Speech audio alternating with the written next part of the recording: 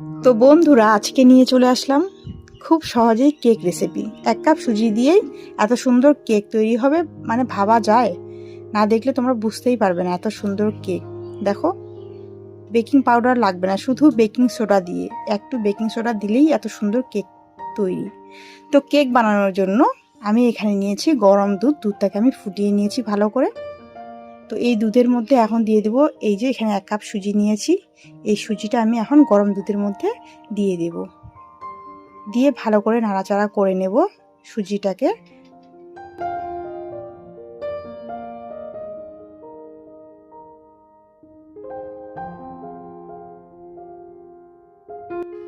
এবার এই সুজিটাকে আমি 10 মিনিটের জন্য রেস্টে রেখে দেব।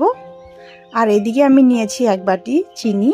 এই চিনিটাকে আমি এখন কড়াইয়ের মধ্যে দিয়ে দেব। আর কড়াইটা আমার খুব ভালোভাবে গরম হয়ে গেছে। এবার দেখতে পারবে আস্তে আস্তে এটা ক্যারামেল হতে শুরু করবে।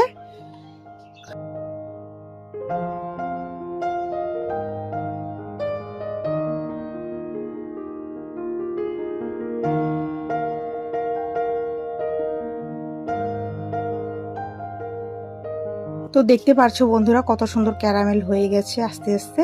তো এটাকে এখন নাড়াচাড়া করে নেব, না হলে তলায় লেগে যাবে, আর লেগে গেলে তখন কেকটা খেতে টেস্ট হবে না, একটা আলাদা গন্ধ হবে। সেই জন্য এটাকে আমি এখন ভালো করে নাড়াচাড়া করে নিচ্ছি যাতে লেগে না যায় তলার মধ্যে। এবার এর মধ্যে দিয়ে দেব জল। জল দিয়ে ভালো করে নাড়াচাড়া করে নেব।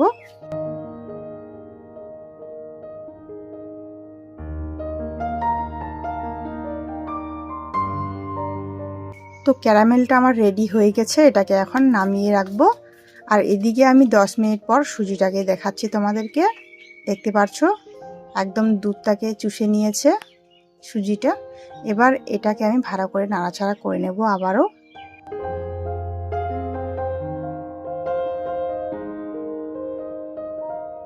এবার সুজির মধ্যে একটু একটু করে ক্যারামেল দেব আর মিশাইতে থাকবো সুজিটাকে।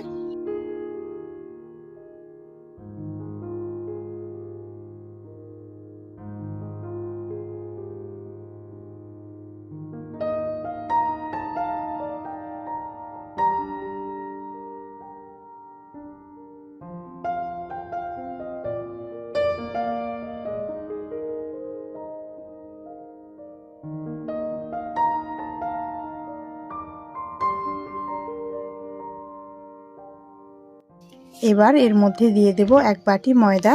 ময়দাটাকে দিয়ে আবারও ভালো করে মিক্স করে নেব।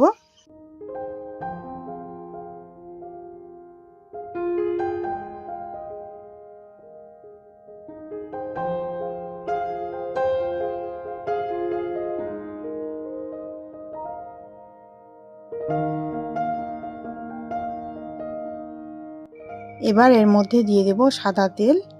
দিয়ে ভালো করে আবারও সুজিটাকে মিক্স করে নেব তেলটার সাথে।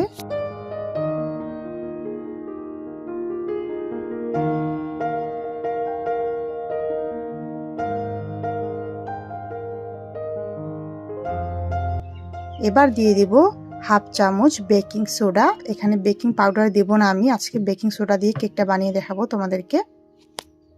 ভালো করে নাড়াচাড়া করে নেব আবারও।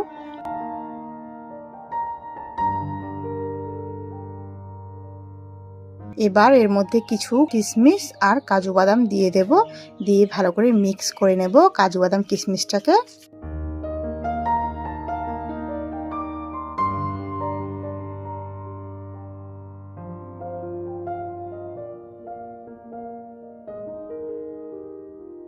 তো কেকের ব্যাটারটা আমার একদম রেডি হয়ে গেছে। এখন এটাকে আমি ঢেলে দেব এই বাটির মধ্যে। এখানে একটা অ্যালুমিনিয়ামের বাটি নিয়েছি। বাটিটাতে খুব ভালো করে তেল ব্রাশ করে নিতে হবে যাতে কেকটা ইজিভাবে উঠে আসে।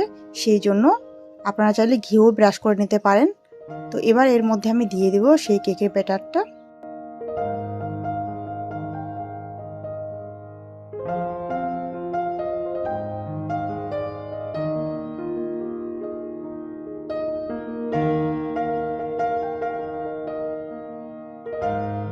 একটু বাটিটাকে ধরে ভালো করে ড্যাপ ড্যাপ করে নেব যাতে খুব ভালোভাবে সেট হয়ে যায় ব্যাটারটা, সেই জন্য।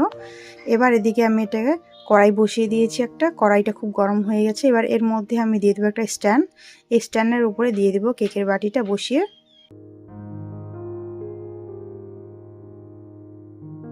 এবার এর উপরে একটা থালা ঢেকে দেব, আর আঁচটা কিন্তু একদম লো ফ্লেম থাকবে।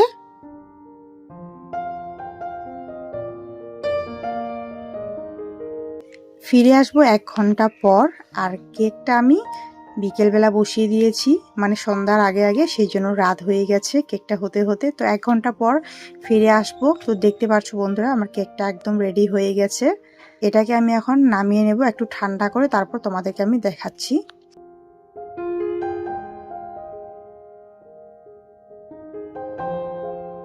তো কেকটা আমি হালকা একটু ঠান্ডা করে নিয়েছি বন্ধুরা, দেখতে পাচ্ছ কত সুন্দর হয়েছে।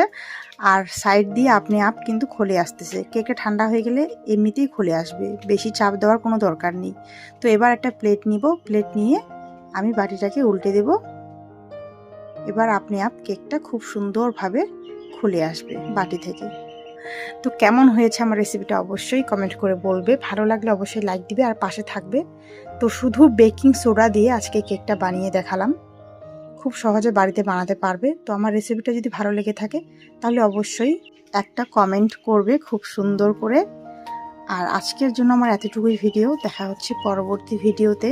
তো আমি কেকটা তোমাদেরকে কেটে দেখাচ্ছি কেমন হয়েছে না হয়েছে।